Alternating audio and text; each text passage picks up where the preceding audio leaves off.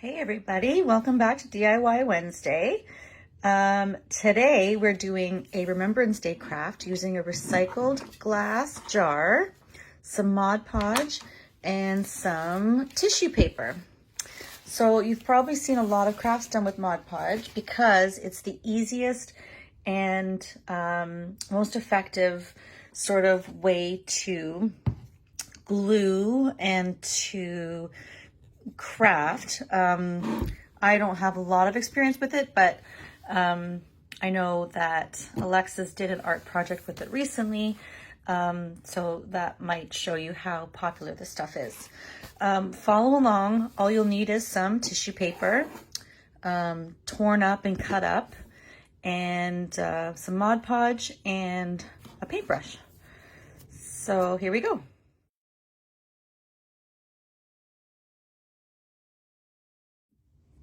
So you may have seen in that quick motion video, I've torn up some different color paper and cut up some circles for the poppies that I'm going to paste on here to the glass. So first what we need to do is put some Mod Podge on here. This will dry clear. It goes on white, but will dry clear.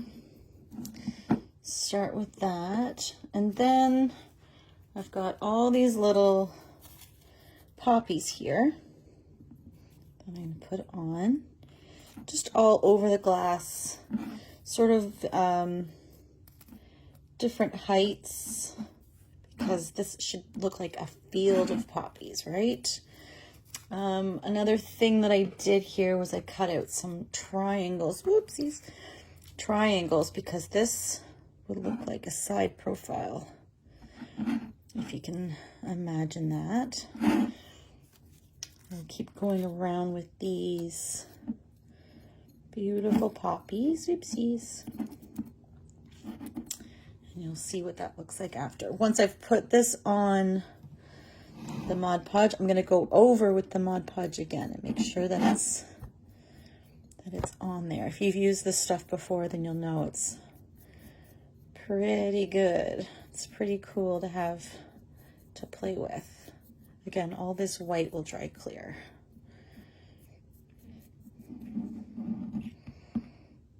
So far, so good.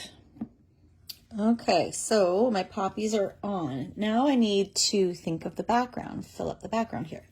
So over top of this red, we can go ahead and put on our blue sky background, which I've taken torn up pieces.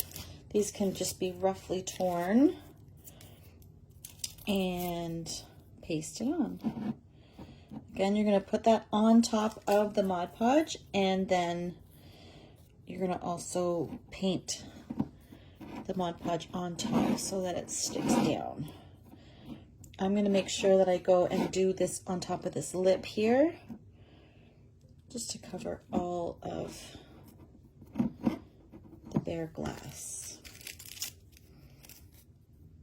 Oops, I don't know if I want to cover the flowers though, so I'm just going to try and carefully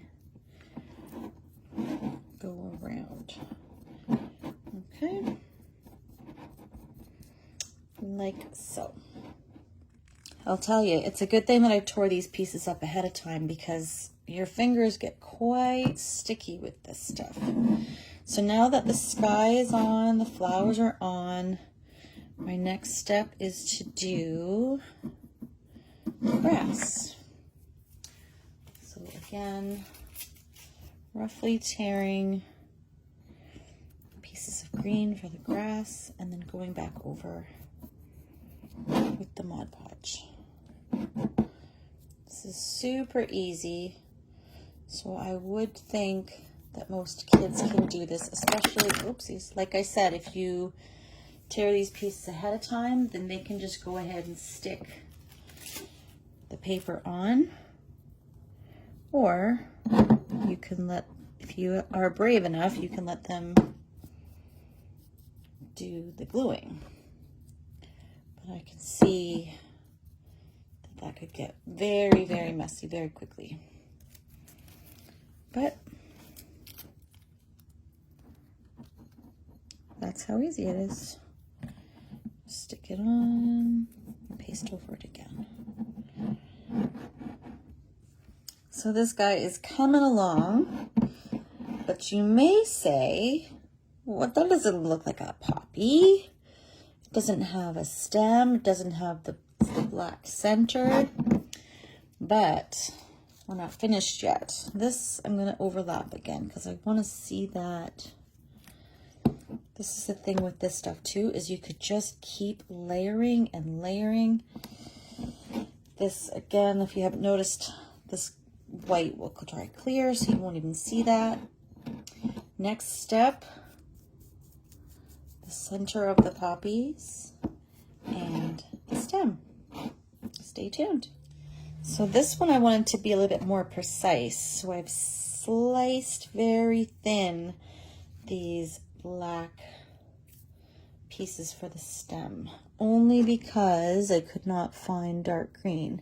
If you have dark green, that is probably preferred. But I did choose black because the poppy normally has, oops, a black center and not a dark green center. So rather than stressing over what I couldn't find, I wanted to just make do with what I had. Oopsies. There. So glued on, glued down. There you go. There's your stems. Okay, and likewise, you have the black. Again, take a black strip. I'm just gonna rip off a square, put it smack dab in the middle of my poppy. Oh, that's a bit big. Make it a bit smaller. There you go. And glue it down.